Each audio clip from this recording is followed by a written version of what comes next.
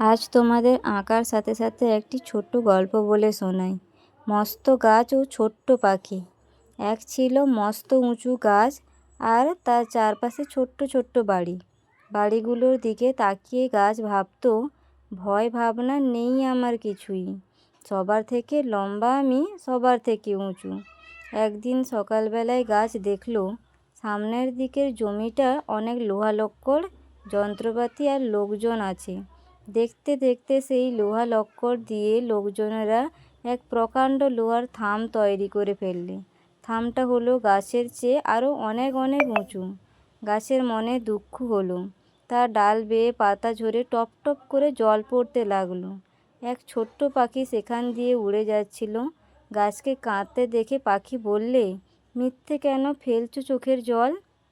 ওর কি আছে তোমার মতো ডালপালা ফুল ফল? গাছ বললে, তাই তো, ঠিকই তো, সত্যিই তো, এমনি বোকা আমি, কাঁদতে কাঁদতে মরেই যেতুম। ভাগ্যি ছিলে তুমি।